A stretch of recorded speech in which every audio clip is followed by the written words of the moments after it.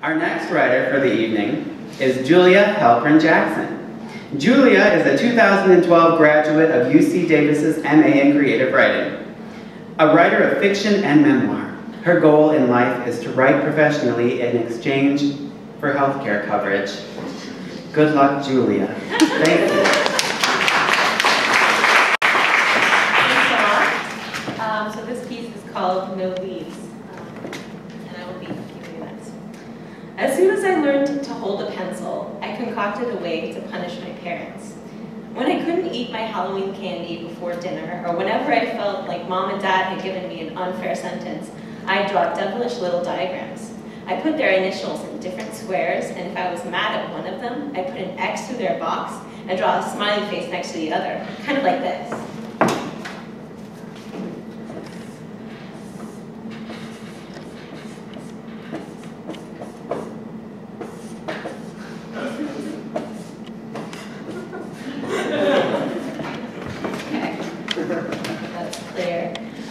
To underscore the point, I'd write yes next to the good one and no next to the bad one. Dad wouldn't let me watch cartoons all morning? Easy. AJ, no. Mom accidentally yanked my hair when making my 8 ponytails before preschool? LH, no. And then I'd slip them under their bedroom door. It was genius. Over time, I noticed that my notes left a measurable impact on my parents. Sometimes at night, I'd sneak past their bedroom to hear them bickering about who got more yeses that day, and whether or not they were deserved. I noticed that Mom kept a small stack of these notes under her Kleenex box atop her night table. She saved all her yeses. When I got to elementary school, I realized that though it was perfectly clear to me why Mom would earn a yes one day and a no another, I'd probably need complete sentences if I really wanted to see a change in parental behavior. It was especially obvious at school lunch. I just don't know what to do about them, I said to my second grade best friends, Katie and Ella. Katie had PB&J, and Ella, lucky girl, had scored the jackpot, a Lunchables tray, complete with packaged salami, grapes, and Ritz crackers. Ritz, the word said it all, especially when compared to my limp little sandwich, that dazzling slice of bologna turning brown against the shattered remains of romaine lettuce. Did you tell them, Katie asked, her mouth full of peanut butter, about the leaves? Leaves, that's what I called lettuce. If I told them once, I've told them 1,000 times, I said. Bologna and mayo, no leaves. I wonder if they're getting old. It was true. Dad would get up early before work to make sandwiches for everybody in the house. Turkey avocado cheese for Josh and Mom, or maybe peanut butter and jelly, and strictly bologna and mayonnaise for me. Mom grew up on a farm and shopped almost exclusively at the farmer's market and the co-op, so she was heartbroken when I would throw out the romaine lettuce or bean sprouts she would try to sneak into my sandwiches. What threw me was that they appeared to pay so much attention to everything else in my life. Lord knows they came to all my soccer games, taped up all my schoolwork to the kitchen walls, endured my obsession with Laura Ingalls Wilder and Shining Time Station. Something had to be done. Maybe it's time I put it in writing, I said, scraping the leaves off the neat pink bologna and rolling them back into the saran wrap. Ella, whose father was a lawyer, nodded solemnly. Grown-ups have to do things when you write them down, she said.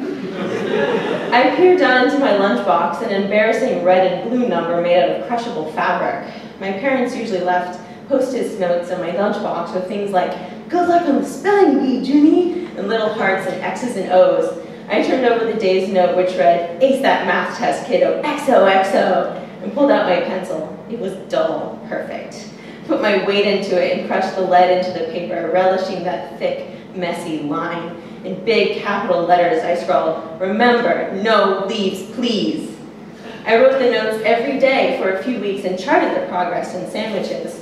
I noticed that they were getting creative, patting the sandwiches with thick chunks of iceberg lettuce, slipping in a leaf of spinach, layering in an avocado as disguise.